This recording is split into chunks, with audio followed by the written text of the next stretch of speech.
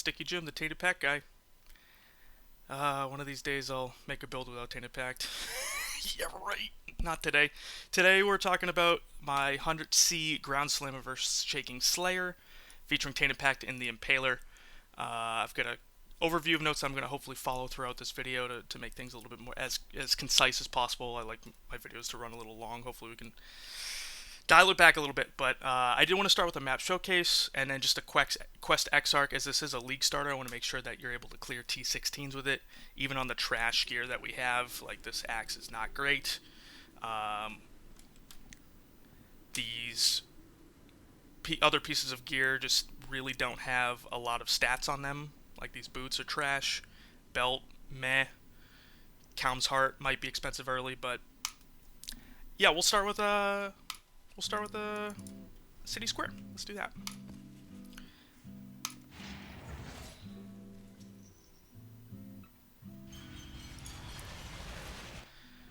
Alright, so if you've followed this channel before, you kind of know the gist of Tainted Pact, but I implore you to watch the bottom left where my health bar is. It's going to bounce up and down pretty consistently.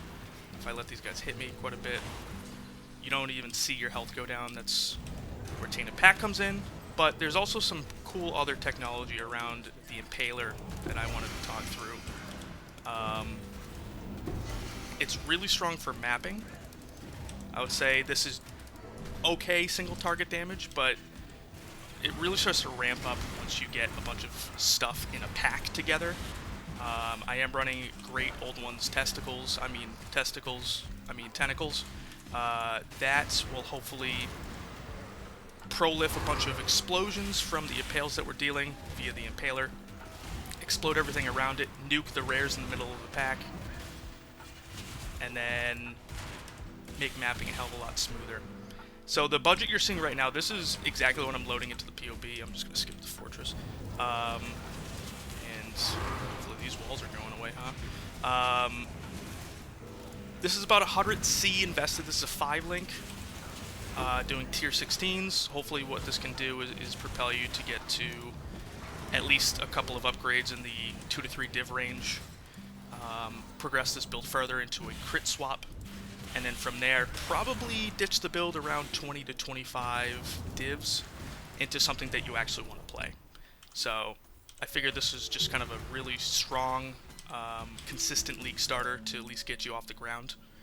And I will show the quest Exarch now.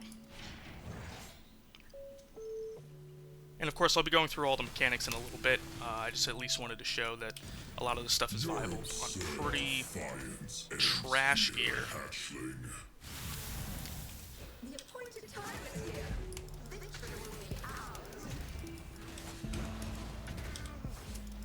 So yeah, the single target's not great. I mean, it's doable. Nice part about Tainted Pact too, as you can see, my health is just not even moving. As long as it's a small attack.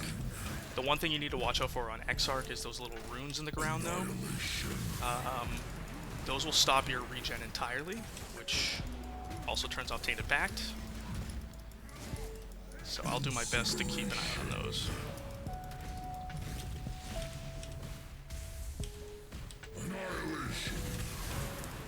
Oh, like that.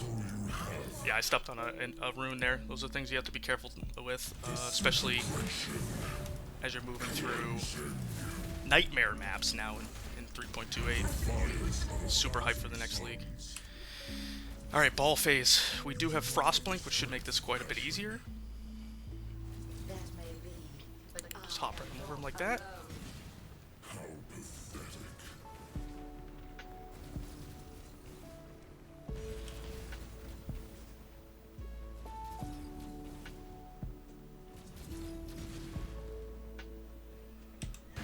Bed. Disintegration, cleansing, incineration.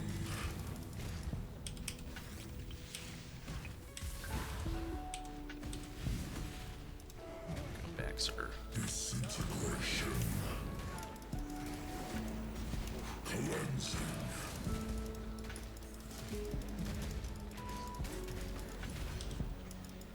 swear, those things just spawn out of nowhere. Nice thing about this too is you can pop these worms to get a poison going. You see, I just got hit by a couple of balls and then immediately came back to health. But I do want to say that it can be kind of inconsistent because we are running on 70% poison, but it is a really nice option, especially on bosses. I was actually supposed to swap to 2 writhing jars, but here we are. Annihilation. Oh, come on.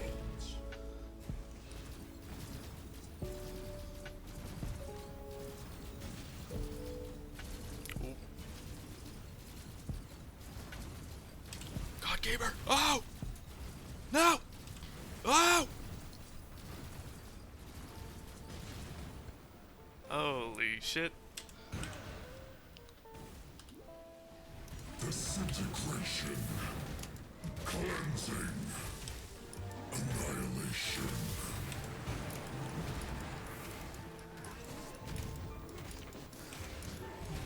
Should be over soon. We got the 20% cull, which is really nice.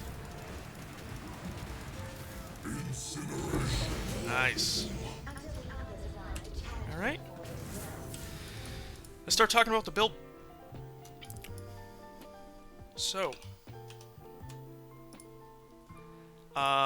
this build kind of takes what we already know is tried and true. It does follow the Maxwell guide on Sunder leveling. Sunder has been strong for God knows how long, and guess what? The patch notes didn't touch it, so I'm going to run it again. What it'll do is it'll bring you up to maps, and then from there we start to build upon that same exact tree so that we kind of avoid respec costs. I know respecs are pretty cheap when it comes to gold and using Faustus later on, but we want to try to minimize the cost as much as possible so we can get to quote-unquote the final shell of the build at 100C. So that is kind of the complete package, and I did some testing on this during Pact League, but there are some uncertainties around pricing I do want to go through, and it is all in the POB here. So actually, let me show the max roll guide first, which looks like this. I'll link it in the description. Please take a look at it if you haven't already. But you'll see that the tree looks very, very, very similar to what I have in POB. Except we're kind of taking some stuff to enable Tainted Pact, most notably the Poison on Chance over on the right. Some Impale nodes as well, and then I'll talk about the Impaler in just a bit. But the note section will kind of step through and you know what you want to do in terms of upgrades in order. You'll start getting some axes. You'll get the Great Old One's Tentacles, Belted Deceiver, and Carnage Heart is just like a solid shell early, even while Sunder is being used. Obviously, resistance capping. You kind of want to do all this stuff right out the gate. Highly recommend around Act 9 maybe just pulling together some rares and just getting maybe 2, 4, 6 Chaos via the Chaos recipe, just to kind of kickstart the build and make it feel good once you start getting into this new Alice that we're going to be stepping into. I would say after you get that shell going, you want to invest a little bit more into your axe. I don't know if 10C is a realistic price point for 650 PDPS. You might just go 600, 550, whatever's comfortable for your price range. And then from there, you can start investing into Ground Slam of Earthshaking. Completely fine to keep using Sunder for quite a while if it's something that's, you know, absurdly expensive for whatever reason. But I don't anticipate Ground Slam of Earthshaking being super expensive. It might be because of the Earth Shatter nerf, but just keep that in mind and just be flexible with what's going on in the pricing meta. And then from there, the package of Tainted Pact, Icefang Orbit, the Golden Rule together. The Golden Rule is kind of the uncertainty here. I remember during the Pact League, there was not a lot of supply for that jewel, especially because everyone was excited about using it for spark leveling for, I think it was Assassin, the new node around... or maybe it was Herald of Agony. Either way, these start dropping as corrupted jewels later on, and obviously during the campaign you hit like 2 different jewels via quest rewards, so you're not going to be seeing them very often. But once people start mapping, this should drop a hell of a lot more. Whenever you're comfortable, taking the band-aid off and buying it, I bought mine for 25C, maybe around the end of day 1, early day 2 in Pox League. But the supply was a hell of a lot lower than it will be during an actual league start, so we'll see. From there, you want to start taking a few things on the tree, like an unwavering stance, making sure your helmet has armor as the highest stat, because we do use a mastery to be immune to bleeding. That's very important, especially if you're using vulnerability. You don't want to reflect bleeds on yourself. And then from there, a couple of other things. Swapping to Soul of Lunaris, a cheap anoint. Your flasks, writhing jars, just super nice quality of life to have something to poison here and there. Lion's Heart is just solid armor and more damage. Doedra's Elixir is actually kind of a sleeper pick, just given that nobody uses it. You could probably get a max rolled one at 1 alc. Like, it's crazy cheap. But usually what you're supposed to do is you take 50% of your max damage as chaos damage. You saw during the map, if you get hit with 50% of your life, you get regen back to full life in a server tick. So you don't really feel it. It's something you slap every 10 seconds or so just to keep up your endurance charges. And then later on, once you do your crit swap, it'll help you with your power charges as well. Tinctures are also great. I'll talk a little bit more about tinctures and uptime a little bit later. And then Calm's Heart, which is a little surprising, given that we are a slam build. We're not doing a lot with auto exertion and a lot of stuff that was actually nerfed in these patch notes, which is great. We kind of dodged a lot of that. The only thing that affected us in the 3.28 patch notes was the mana reservation for auto exertion, but we're only auto exerting 1 Warcry, so it's not too bad. I do have 82 available mana. I did some math that should probably bring it down to like 52-ish, and our main links are supported by life tap as well as basically everything else we're running, so it really shouldn't be an issue. That's also the case for the crit swap. And then from there is basically where I think actually my build might have qualityed ground slam, but what I ran with the T16 and the Quest Exarch was up to this point. Everything in here on the early T16s, this is basically my exact build. There might have been some changes around, like, the level 90. I actually unspec'd 3 points because I wanted to make sure that the PoE matched the 90 threshold. Hopefully I'm not, baiting too much, especially with config as well. But we'll talk a little bit more as to why this build is good and at least interesting from a bunch of different mechanic standpoints. The first thing I wanted to talk about was the Impaler and how it interacts with Great Olin's tentacles. So what the Impaler is, if you're not familiar, it basically makes it so you front load all of your impales into one single hit. So if you hit something, you inflict 5 additional impales on the enemies you impale, and it also does kind of like an AoE impale as well. So if you hit one thing, it'll impale that thing and everything around it with 6 impales. What we do is we kind of cheat out a strong impale. So if we look at notables like this one where it says 30% increased effective impales you inflict with 2-handed weapons on non-impaled enemies, that applies for all 6 impales, which is very strong. We also get a mastery around that too, which is another 20%. We use Fist of War support.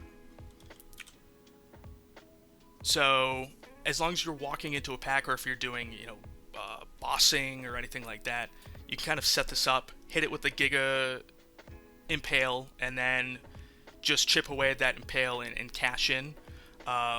Where this is really nice for mapping is where we use Great Old One's tentacles. This has 50% chance for impales on enemies you kill to reflect their damage to surrounding enemies. That is 6 impales, which is a lot of damage. And then what that means for mapping, I'll go to my beautiful paint skills here. So just pretend like this green circle is you, the wave coming out from Ground Slam of Earthshaking, and then we have a pack where we have 2 white mobs and a rare mob behind it, similar to what you would see in a map. you hit the ground slam that's ancestrally boosted. You hit it with intimidating cry as well. I forgot to mention that. That is a big precursor to get double damage. We're auto casting intimidating cry, unfortunately, but it's really not too bad. You don't really need to slap it every so often. But in this case, you kind of see that the wave moves outwards, which is important for the mechanics of this build. You'll hit this first enemy here.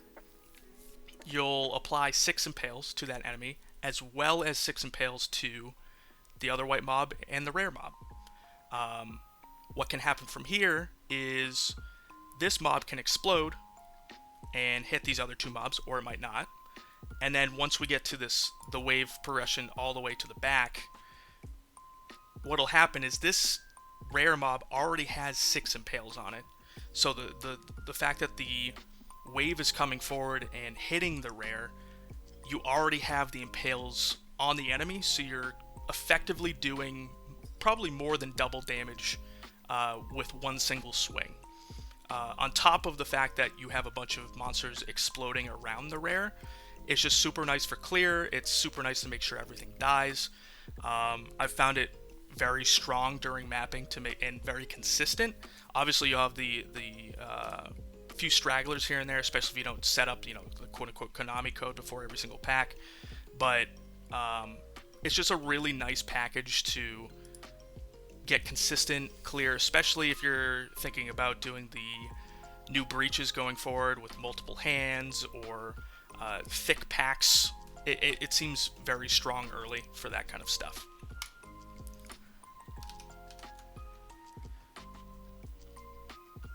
Alright, so the POB does say 2.2 million POB DPS. I don't think that's correct. So if we go to POB, you'll see that stuff like the Impaler is completely ignored. Stuff like the effective impales on non-impaled enemies is completely ignored.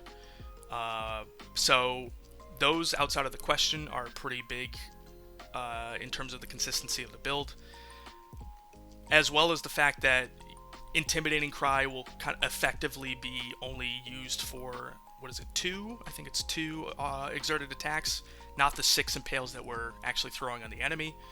So I feel like this 2.2 is very heavily understated. I would probably throw it more around 4 million if I had to guess. And it's even better when we do the crit swap. I'll talk about the crit swap a little bit later. But just wanted to make sure that was understood. It has excellent AoE from Slayer naturally. Slayer has Impact, which is 5% increased area of effect per enemy killed recently, up to 50. We also use Pulverize support, which gives another 34% increased AoE. And then we have an auto-exerted Seismic Cry, which gives it 50% more area of effect. As you saw during the mapping, it looked pretty solid. And then with the explosions, it can even reach behind the wave itself. Pretty good there. It's pretty zoomy for a slammer. It moves quickly. There's the Slayer, of course, has a bunch of attack speed built into it via the notables on the Ascendancy. We also have attack speed from Tinctures. I'll talk about Tinctures in a little bit. And then just a couple of tree choices. We do spec a little bit into attack speed just so that the build feels good. I had mentioned before, Dowager's Elixir also gives us Frenzy, Endurance, and Power charges. Frenzy is pretty consistent already because we do have Blood Rage, but it is good for Endurance charges, or if your charges run out between packs, or if you're looting or something like that, it's just nice to have that in your back pocket. I do want to say that you should push this after you have your poisons. If you push it and then go and swing into the middle of the pack, they can probably nuke you down before you actually hit the ground, so just be careful. And then there's the high tincture uptime with Blood-Soaked Blade. So, Blood-Soaked Blade, if you're familiar with tinctures, they inflict mana burn every second. So, let's say it's up for 5 or it has 5 mana burn, you would be draining for 5% of your mana per second. If you hit the bottom of your resource, then it stops working. The nice thing about Tainted Pact and Bloodsoaked Blade, Tainted Pact, your regen is incredibly absurd. It lasts for 2 seconds, your regen, and as long as you have a reflected poison on you, it is pretty strong. So I've had instances where tinctures are above 100 mana burn, or I would say they call it Weeping Wounds with Bloodsoaked Blade. 100 stacks with no problem. The only thing you need to watch out for is just intermittently turning it off here and there. Like, don't forget about it, because if you finish the map and then there's a couple of stragglers and then all of a sudden your poisons fall off, your health's going to skyrocket downwards and you're going to be sitting there with no health. Obviously, you can get a jail out of free card with the Writhing Jar to kind of boost it back up, but there's been instances where I've just kind of forgotten. Especially, when we're looking at the Searing Exarch as well, I was a little bit hesitant to use the tincture, only because if I stand on a rune, it is going to drain my health. I'm not going to regen any of that stuff back, so your mileage may vary, but it is very consistent. It also is very strong. This tincture itself, not super strong, just given that this was cheaply rolled. I do want to reiterate the fact that all of this gear is insanely cheap. I'll be going over each individual slot later on, but I wanted to keep this realistic, and then of course when you start upgrading the build into the crit version, that's where you can kind of spend some money and make sure that even the little things here and there are as strong as they can be. Alright, so for defense, let me talk about Tainted Pact super quick. If you haven't checked out my deep dive on Tainted Pact guide, it is long, extensive, but there are slides in the description. It goes through exactly what's going on for Tainted Pact, but I'll give a short overview just to kind of refresh your memory if you've been here already. Tainted Pact, the important line on here is taking chaos damage over time heals you instead while leeching life. What we do is we use the golden rule, which is this jewel here. We reflect poisons back to ourselves, and because poisons that we inflict are way, way stronger in terms of health pool against monsters than they would be if it were us. Monsters have, let's say, 300,000 health and we have 5,000, right? So if we do a poison that's 50,000 damage per second, that gets reflected back to us, and all of a sudden we're regenerating for 10 times our health per second. Very strong, especially if you hit a pack of monsters. Each one of those can reflect an individual poison back to you. It also helps to bridge the gap early when we have basically no chaos res. Yeah, minus 60.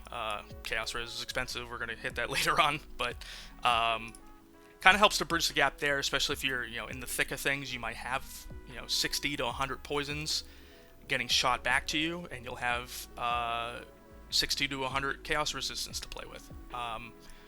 That regen is insane. It takes away the need for any sort of evasion or block or any sort of avoidance, because if you get hit with an attack and then you regen your health all the way back up to full in a server tick, it doesn't matter if the next hit comes 1 frame later or 5 frames later.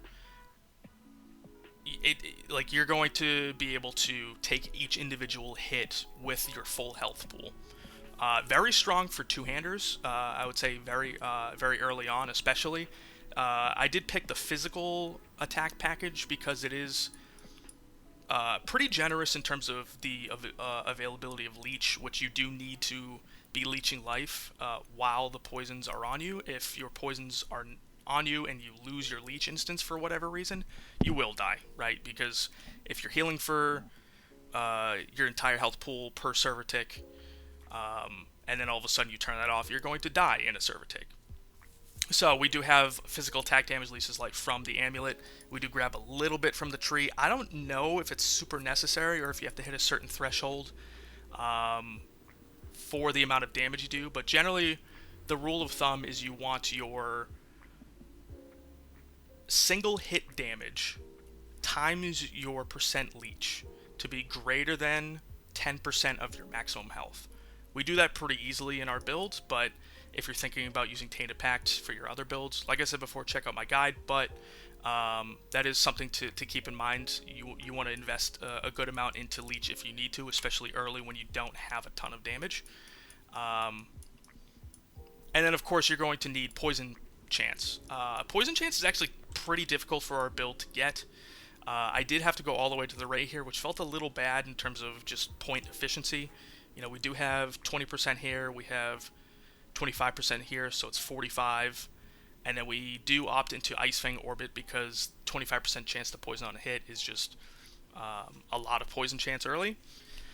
So we do sit at 70%, which can be a downside in certain circumstances. You know, if, especially during bossing, if you're in the ball phase and you have 2 worms, you hit both worms, and all of a sudden you fail the 70% roll twice in a row, you're kind of SOL. So, but I found it very consistent, especially during mapping and you have multiple things to hit. I would love to see 100% poison chance. Obviously, I could spec all the way up here and get these other poison on hit nodes here, but the points are already pretty thin, especially because we already have a set amount of points from what we got from the max roll guide. Alright, how much is this? I already go through. So I was saying before, the Giga Regen is just, there's no need for evasion or block. Not a lot of slammers early can just jump into a pack and feel okay. So that is just a really strong reason why this build is superior to some other builds you might see out there from a slam perspective. The 10-second Slayer Overleech, it does have Brutal Fervor, so 100% increased maximum recovery per life leech. Very rare stat to find. It basically turns your leeches from 5 seconds to 10. And then, of course, Overleech you do need in order for this build to function. If your leeches bring you to the top of your health pool, and then your leech instance turns off, all of a sudden you're taking the poison damage. So this node is absolutely mandatory. I would say while you're campaigning and moving through a couple of these things, I would say these 3 notables are the ones that you want to shoot for first. Brutal Fervor, Impact, and Bane of Legends, because usually you get your 4th point around yellow maps. So I would say Headsman is probably the last point you want to get.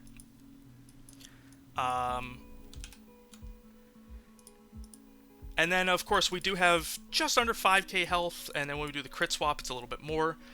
The gear itself has a lot of room for improvement. I'll just kind of hover over everything in just a sec, but it's quite a bit of health, and that's why I wanted to invest cheaply and just max hit, because like I was saying before, we don't care about avoidance, so as long as we can just take a big hit, we're good to go.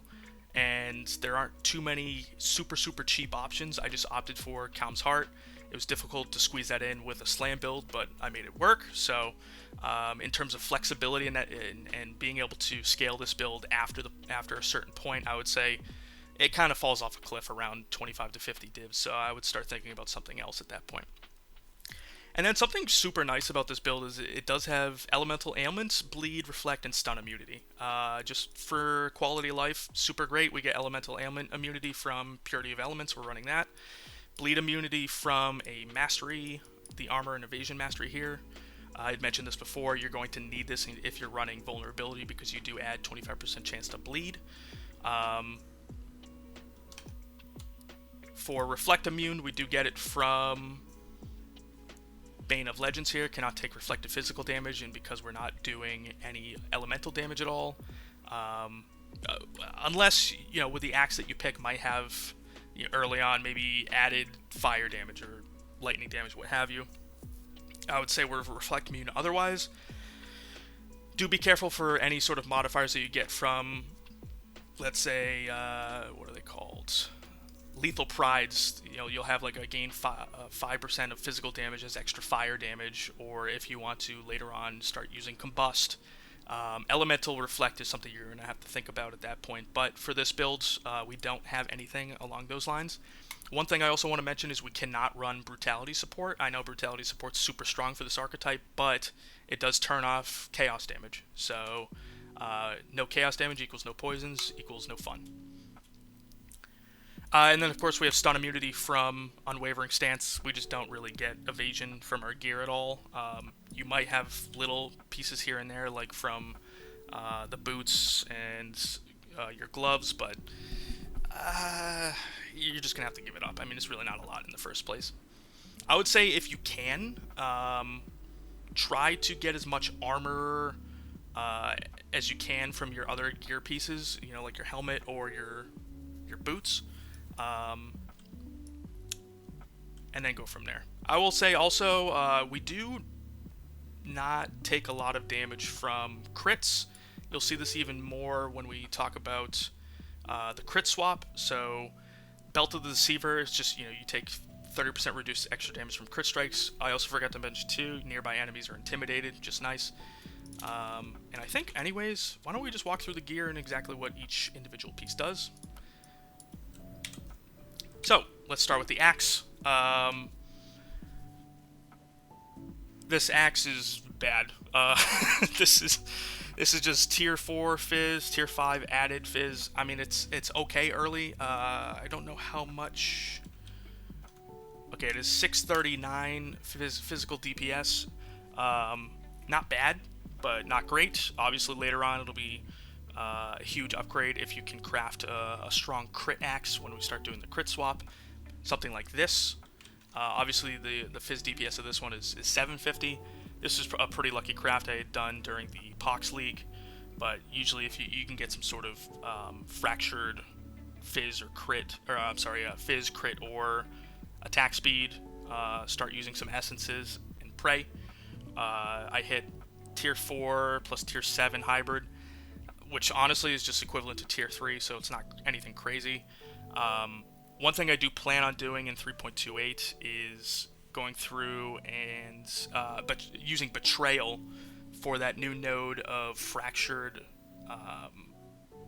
veiled modifiers. Seems very strong for early to mid game progression, and who knows, I might get lucky. I doubt it's going to land on the base that I want, but it is something to think about. I'm not sure also what the tree is going to look like and printing out those sorts of things. I do plan on doing Breach and Betrayal for 3.28. Breach just because I don't know what the tree looks like, and I guarantee everybody else is going to avoid it like the plague. But it's also huge for XP, both of them, so it'll be nice for progression of my character. Look at me going off on tangents, as always. Helmet, I will say the important thing to get on either your ring or your helmet is accuracy, because we are going precise technique early. We do have precision as a link in our gloves, as well as arrogance, but we're going to have enough accuracy to usurp the pretty high life pool that we have. Keep that in mind. Start looking at your character when it comes to accuracy rating. I have 5,200, I have 5,000 health. Just make sure that that's balanced at the end of the day, because you don't want to turn off this 40% if you can avoid it. Otherwise, not great. Tier 5 life, tier 2 fire res. Tainted Pact, as I mentioned before, we do anoint Harvester of Foes. It is just a super cheap anoint. Yeah, it's just indigo, amber, and clear oils. Just slapping something on your amulets, super cheap. And then later on, Tainted Pact is kind of underutilized from just a general perspective, so it might be pretty easy to get corruptions that you will want for your build. I know that there's +1 to max all res. There is you can apply an additional curse. I've used that in multiple builds in previous leagues. Keep an eye out for those if you can snag them off the market. This ring actually is pretty solid for early game. The amount of life is good, and res is always good. We're actually overcapped as hell on fire, so it's not even necessary. I would say probably replace this later on for an unset ring, so you can squeeze in things like blood and sand, shift some things around, because we just don't have a lot of slots to work with. Calm's Heart, the only thing I want to mention is just make sure to quality this, because armor is something that we need for the build, for fizz hits to not absolutely destroy us. But fizz hits are kind of, the mitigation there isn't that super great early anyways, so just do what you can. Ice Fang Orbit, I would say the same thing about the corruption, like 1 to 4 fizz damage to attacks is, I guess, nice, but otherwise the rest of the ring is negotiable. Like, if you find a good corruption and you want to use it, maybe some sort of resistance, or I I don't even know what's out there. Just make sure it's not cannot be poisoned. That's all I want to say. But super cheap ring, 1C at best. Great Olwen's Tentacles. You don't need this amount of Impale. I want to say I'm pretty overcapped on Impale chance. Yeah, I'm at 115. So you can min roll these and you'll be completely fine. One thing I do want to mention is there are some really good corrupts for gloves. Later on, if you can find like a Curse on Vulnerability set, very strong just from a QOL perspective to not have to cast vulnerability yourself, as well as mitigating the socket pressure that we have in the rest of the build, and not having to link it to life tap because it is an expensive mana spender. So Belt of the Deceiver, just a super solid early game belt. Resistances, max life, physical damage, crit reduction, and nearby enemies are intimidated. It's just kind of a good package. We use all of those stats, so I hold on to this for a little too long. And I would say you could probably, when you feel like you could ditch this belt, I would say you could probably ditch the build too. So just keep an eye on any sort of changes around or any sort of meta around maybe those cord belts that are coming out in 3.28. Those might be good, but otherwise I would just stick with this belt. It's good. And these boots are pretty trash, so enough movement speed, just fire, cold, and lightning res. These are probably less than a chaos, or maybe one chaos. I'm gonna guess I bought these right out of maps just to shore up some resistances to make sure I don't die immediately. But you could definitely increase the life on these. You know, if you were to increase the life on these to 70 and then this down to something else and get some other stats that you need, do what you will. In terms of the flasks, we have the Writhing Jar, just super solid to have something to leech from, as well as inflict poison on if you need it in a pinch. Really good for bossing. I do have another one down here. Like I said before, I was supposed to use it during the bossing showcase, but I forgot. So Lion's Roar, just super solid flasks from a damage perspective, as well as just adding armor to the build, which you do desperately need. There's the Tincture here, which I think, do I have another one saved here? I think I was rolling this one at a certain point, but melee weapon attack speed, this can roll up to, I think, what, 29 or something like that.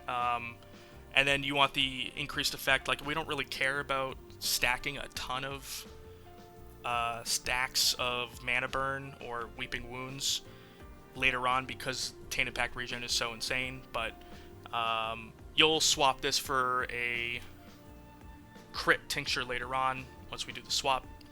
Dowager's Elixir I'd already talked about. You could probably get 3-3-3 pretty consistently. If you don't need 3-3-3, maybe you could do 2-2-3. You don't need Frenzy Charges a ton. Maybe on bossing, but you do have Blood Rage in your links.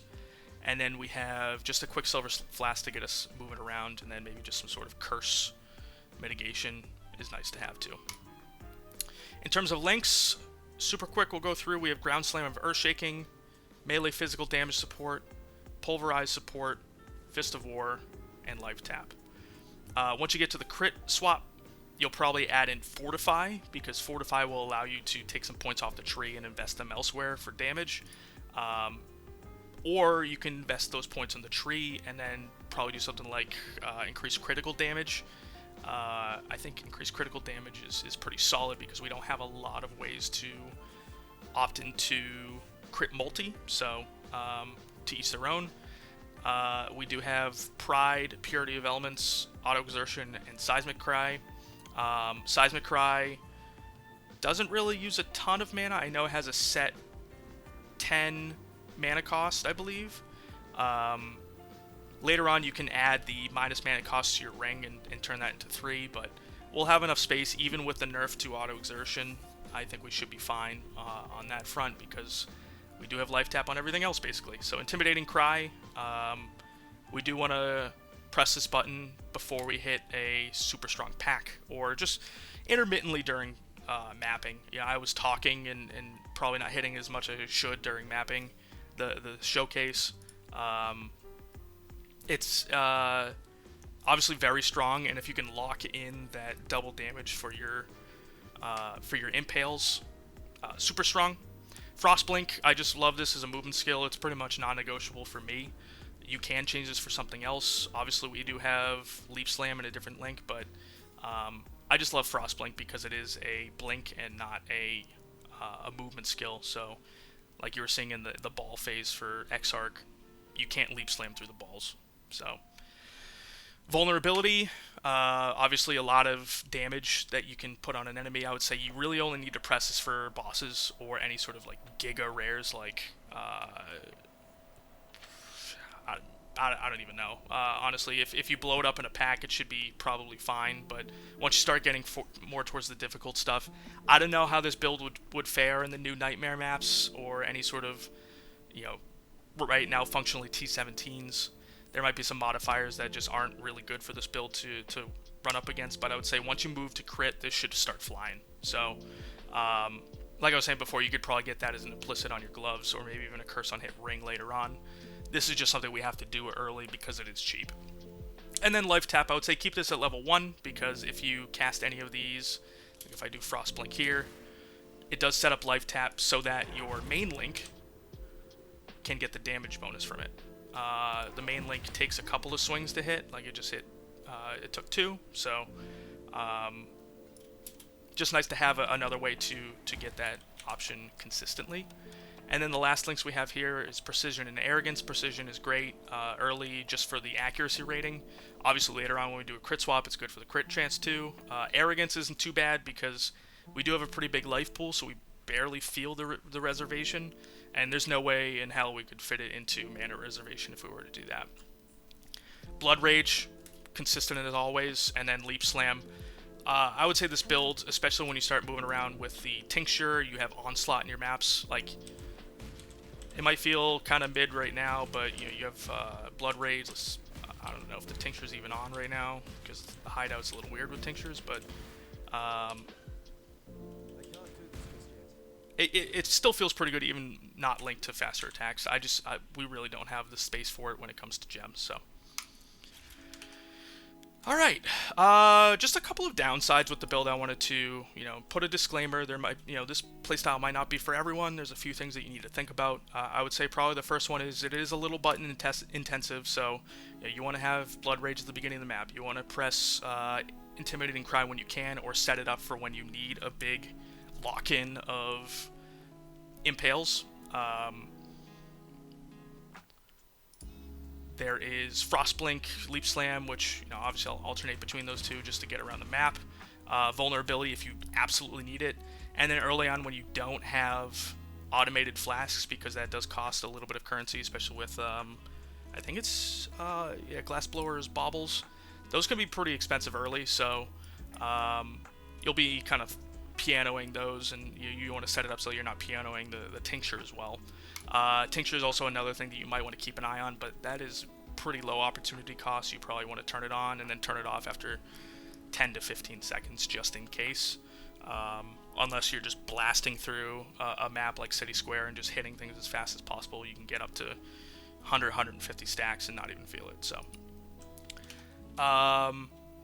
like I was saying before, there's a lot of gem socket pressure. It might be a good idea to change this ring into an unset ring later on. I think I actually do have that in my crit swap. It cannot run, monsters cannot be leached from. That mod for mapping is just a brick, which is a little unfortunate if you're trying to buy 8 mod maps. You might have to start filtering through a couple of things, but and then of course everyone's complaint with Tainted Pact is you might run into a life cannot be leached from monster. I don't find this happening very often, especially because Slayer itself has some protection against that. So we do have a 10-second leech, right? So if you hit a pack and then you move on to the next pack, and a rare in that pack has that modifier, you're still going to have the leech from the previous pack and then some to be able to shield you from those sorts of things. What I'll do sometimes is if I'm spending quite a long time, maybe it's a possessed rare, maybe it has Soul Eater, I might just kind of glance over the modifier pool and just see if it has life cannot be leached from. In that case, I'll just slap the Writhing Jar and then just reset the 10-second instance for the leech, and I'll be completely fine. It's something that you know takes a little bit of getting used to. I've been playing Tainted Pact since what it was introduced back in 3.21, so it's second nature for me. But it might be something that you need to take into account and start doing just as a good practice going forward. It might struggle with boss and vulnerability phases. Like I was saying before, Writhing Jar helps a lot. You saw it in the showcase. You might, you know, the 70% poison chance can do you dirty sometimes. You know, you have 2 worms. You hit 30% chance twice, which is what 9%, a 9% chance to not get any poisons from when you need it. You know, when I was smacking the Elder and he was doing, I think, Annihilation or whatever the hits you with a bunch of different fire missiles. If you don't have a poison up and you think all of a sudden, yeah, I'll be fine because I have a poison up, right? You might not. So just make sure that you're okay on that front. And then just early on, the physical and chaos damage mitigation is pretty mediocre. You know, we have minus 60 chaos res. It is what it is. It's expensive. We'll try to deal with that later, but the physical mitigation as well, it's okay. You know, we're trying to get as much armor as we can. We can't squeeze in determination. I would say pride is just a really strong piece of damage multiplier to have in the build. So we do want to make sure that that stays. All right, very briefly, I do want to talk about the crit swap, which I think, can I? Oh boy, sorry, this is a little zoomed in just so that you guys can see. So I'm gonna zoom back out just a tad. Move to the crit swap and then move back in. They just added this feature, which I'm super happy about. So I would say for the crit swap, this is all outlined in the notes. I'm not going to go through everything here, but just keep in mind, you know, crafting your own Flesh Ripper is probably a good idea. Maybe use the tree. I'm not sure. There's a couple of different ways. I did put a note in here, so it might be easier with the new Betrayal Fractured modifiers. I have no idea. Maybe some recombination stuff that you could do around those fronts too. I don't know. But yeah, if you can get a 6-link weapon plus Fortify, you start swapping the tree to crit. A bunch of things here. I would say really the only things to think about from this perspective is, you know, everyone sees Lethal Pride and they're like, you know, what kind of bullshit is he going to pull off with this? The modifiers here, I would say just go into POB, find your Timeless Jewel. If you use this before, great, but all you have to do, I'll go through it super quick, you just do Lethal Pride. Any of these we don't use a notable here, so you can do any Conqueror. The Jewel Socket, select here, you filter the nodes for whatever you select in the actual POB, so it'll only apply to the ones that you have here. And then what you can do is you can just sort by combined DPS. Or if you want tankiness, you can do it that way. Via life, or I think you can do max hit. Effective maximum hit taken, I think, is another one that you can do too. But if you just do sort by combined DPS, what am I doing here? And then I think if you can just select one of these. My apologies, it's been a while since I've done this, so.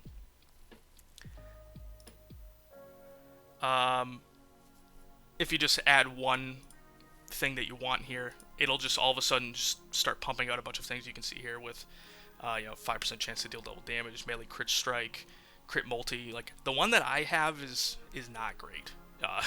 Fire res, which we don't need. Max life, sure. 5% of fizz damage is extra fire. We actually kind of don't want from a reflect perspective. I actually did a quick audible before I pushed out this POB and swapped around a few things, so this node's new. I probably wouldn't have picked this jewel otherwise. 20% increased armor, sure. Melee damage, sure. 15 multi, great. And then more max life here. So I would just go into that same exact thing. I would just copy the trade URL, start slapping it into your URL bar in your Internet Explorer or whatever you use, and then just start churning through and find something that's super cheap. That's all you really need to do. I think I bought this for 40C. Some people are just listing them just to get rid of them. Some people are, you know, starting high and then bringing them back down because they might assume that somebody finds the perfect. They just are too lazy to look for. Oh, this is, you know, the 4 double damage nodes that some people are looking for, and they start at 20 divs and then slowly bring it down. But just try to find a cheap one, slap it in there. It helps. I would say from here, there's not a whole hell of a lot. Obviously, our combined DPS looks a lot healthier at 5.8 million, which again doesn't take into account the effective impales on non-impaled enemies. Doesn't take into account the intimidating cry locking in for 6 attacks instead of 2. I feel like this number is going to be a hell of a lot higher. And there's also a few other tricks in here that I do for consistency's sake. One of them being there's this 150% increased critical strike chance against enemies that are in full life, just so that it's a little bit more consistent during mapping. We do get closer to 87% crit instead of 74. But the config itself should be pretty conservative. I do have all the charges, sure, and then at things that are at close range, that's pretty important for DPS when it comes to ground slam. But yeah, we're gonna have life tap, fortified, sure. Rage is 10, which that seems consistent with what we have here. We have 2 rage on hit with axes, and then 1 from this notable here. So 10 could be a lot higher. It could be 30, and all of a sudden we're at 7 million. But I wanted to start low. Don't set any expectations. You've probably crit recently, because that's what this whole build's about. Killed recently is probably pretty important for bossing as well. You just want to slap your writhing jar so that you do kill the worms before you start hitting the enemy. But that is, I just put in the 5 here just so we can get the AoE radius. And then you're probably going to be using the 2 war cries that you have in your setup. Otherwise, pretty standard, nothing crazy, no custom modifiers. And then, of course, we have no guard skills because we can't fit them. I mean, from here, I would say if you wanted to really take this build further, you could do corrupted blood, jewel immunity stuff. You could do quality on a lot of different supports. Get a better tincture, a better cluster with Feed the Fury. Feed the Fury is great because you're going to be leeching all the time. Like I had mentioned before, the vulnerability on hit and adding blood and sand would be very nice. A Purity of Elements Watcher's Eye to kind of shore up your Chaos Res. I think I think it can go up to plus 50 Chaos Res if you have Purity of Elements. If you can grab one cheap, that might help. Echoes of Creation is pretty good as well, especially with Tainted Pact, because you're going to be regenning. I think I actually have it in game. Let me go highlight it. Yeah, like here we have 15% more damage for each Warcry exerting them. Obviously, of course, we're going to have 2, so it's not going to be as good as other, piano Warcry characters, but 30% more damage is 30% more damage. So, and then you're going to be taking your life as physical damage before each attack. If you hit an enemy and reflect your poison back, you're not even going to feel it. I would say there is a small window of vulnerability if you're going to use the helmet, because you kind of wind up a little bit, and when you click the button, when you start the swing, your health's going to go down. You just have a small window where something can swarm you, you don't have your poisons on you, and then you have less than full health. You might die in those instances, but it's just a small nitpick that I have with using the helmet. Otherwise, I think that is it for this build. I do want to get a little bit of a sneak peek as to my plans later on in 3.28, which I had posted something on Reddit before, but I don't know if I want to save this. I don't want to save this. So one thing I'm experimenting with later on is going to be a perma Sap of the Seasons build, which is pretty cool. The Foulborn Time class, which was introduced last league, survived into this league, I would assume. It does have a line that's debuffs on you expire 20% slower to 20% faster. We actually want 20% slower. That enables that plus the Apep Slumber. We're going to hit something, poisons are going to expire 70% slower, and we're going to have like 7 to 8 second poisons on us, which is just crazy. It's going to feel really solid. We're going to have consistent 100% chance to poison via daggers. We're going to have a ton of poison damage because we're going to be using a pneumatic dagger. And just have Giga Regen at all times to hopefully have Sap of the Seasons up 100% of your map duration. You have a single poison DPS of 48,000. You hit a worm with it, which is going to be shooting out every 2 seconds. You could realistically stack up 2 or 3 of those. You hit a monster pack, you're going to have 100 of those. So it's something I wanted to explore a little bit more. I'm not going to promise anything. I'll probably make a video on it if it is successful, but it is something to look forward to for a future video. I will put this POV down in the description if you have any sort of questions, comments, concerns, especially with this build too. If you have any questions about progression, I do it, like I said, I have the notes section in the POV. But I'll be pretty active in the comments. Just any questions that you have about Tainted Pact 2, I'd be happy to answer them. So with that, I'm Sticky Jim. Go make something cool.